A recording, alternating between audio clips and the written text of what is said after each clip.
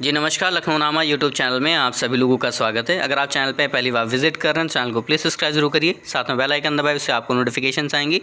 लखनऊ विश्वविद्यालय और सफलेट कॉलेज की सारी अपडेट टाइम टू टाइम आपको हमारे चैनल पे मिलती रहेगी।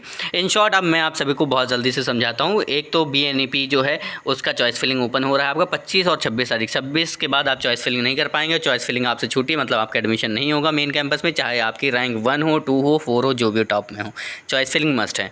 आप सभी लोगों को मैं बता दूँ बहुत शॉर्ट में, बहुत तेज़ी से इसलिए बोल रहा हूँ कि बहुत कम शब्दों में मेरी बताने की आदत है कि आपका टाइम ना वेस्ट हो। तो आप सभी लोग चॉइस फिलिंग करेंगे। चॉइस फिलिंग कैसे करना है, जैसे आपने एडमिट कार्ड डाउनलोड किया था उसी तरह लॉगिन करेंगे। अब लॉगिन करेंगे तो आपसे उसमें पूछेगा कौन कौन सा सब्जेक्ट आप लेना चाहते हैं। तो आपके ग्रेजुएशन में 2 मेजर सब्जेक्ट होने हैं, 1 माइनर होना है।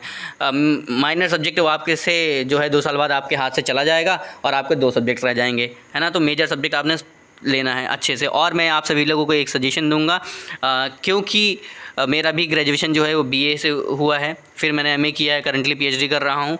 तो मैं आप सभी लोगों को सजेशन दूंगा कि सब्जेक्ट अच्छे चुनना, सब्जेक्ट देखना कौन से अच्छे हैं, किसका फ्यूचर स्कोप ज़्यादा है। नहीं तो ChatGPT उठाओ, पूछो ये सब्जेक्ट से मैं अगर BA कर रहा हूँ, ये सब्जेक्ट मेरे रह रहे हैं तो इसका फ्यूचर स्कोप क्या है, पूछना ज़रूर। क्योंकि अभी अगर मैं करंटली बात करूँ ना, PCS की वैकेंसीज आई हैं, PCS की वैकेंसी में सोशल वर्क हो गया, साइकोलॉजी हो गया, इन सब की बहुत वेटेज है। अलग से क्या नाम है इनके होते हैं, प्रेफरेंसेस मिलती हैं सब्जेक्ट के आपके। तो ये सारी चीज़ें आपको बहुत अच्छे से ध्यान में रखनी है, चॉइस फिलिंग करिएगा। अब एक सवाल उन स्टूडेंट का जिनकी रैंक अच्छी नहीं है, तो भैया हमको कैसे मेन कैंपस मिलेगा। आपको मेन कैंपस ऐसा मिलेगा जैसे आपको ये दोनों सभी स्टूडेंट के लिए है कि आपने जो है क्या करना है। अगर आप बहुत अच्छी रैंक है तब भी आपने 2 सब्जेक्ट जो आपके मेजर होने, 1 माइनर, 3 ही करके लॉक मत करिएगा, 1-2 एक्स्ट्रा जरूर फिल करिएगा, है ना।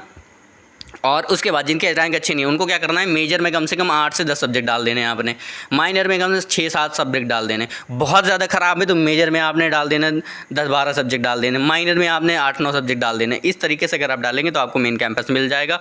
और क्योंकि बहुत सारे स्टूडेंट होते हैं जो बाद में सीटें छोड़ते हैं, वो सेंट्रल यूनिवर्सिटीज़ में जाते हैं, तो आपके चांसेस रहेंगे क्योंकि सीट जैसे जाएगी आपका सब्जेक्ट अपग्रेड हो जाएगा। तो इस तरीके से आपको जो है BA में एडमिशन मिल जाएगा। यही एक तरीका होता है और कोई तरीका नहीं होता है, इस चीज़ को आप ध्यान में रखें। और उसके बाद हम थर्ड अलॉटमेंट की बात करेंगे। थर्ड अलॉटमेंट किसका आया है, BCom ऑनर्स का, BCom NEP का और VWOC का, इनके थर्ड अलॉटमेंट आ चुके हैं। और इसका जो है आप फ़ीस सबमिट करने की डेट जो है कन्फर्मेशन फ़ीस की, उसकी रखी गई है 26 तारीख 12 बजे से पहले। मतलब कल 12 बजे के बाद से आप अपने लॉगिन ID पे चेक कर पाएंगे किनको थर्ड अलॉटमेंट में अलॉटमेंट हुआ है। ठीक है, आप सभी लोगों को ऑल द बेस्ट। होगा तो आप कमेंट करके ज़रूर बताइएगा। उसके बाद हम बात करते हैं BBA की। BBA नॉर्मल और BBA टूरिज़्म दोनों का अलॉटमेंट जो है वो जारी हो चुका है। कौन सा अलॉटमेंट है, ये सेकंड अलॉटमेंट है इनका। आपका भी सेम डेट रखा गया 26 तारीख को 12 बजे पहले अपना फ़ीस सबमिट करना है। तो ये बहुत इंपॉर्टेंट नोटिस थी, स्पेशली BA वाले ध्यान रखना। और please it's my request to you all, बेकार सब्जेक्ट मत लेना, जिसका कोई फ्यूचर नहीं है वैसे सब्जेक्ट मत लेना। सर्च करना, ChatGPT उठाना, पूछना उससे कि ये सब्जेक्ट मैं ले रहा हूँ कि इससे फ्यूचर स्कोप है कि नहीं है। तो उस तरह प्रेफरेंसेस फिल करना, सोच समझ के, आज ही नहीं कर देना।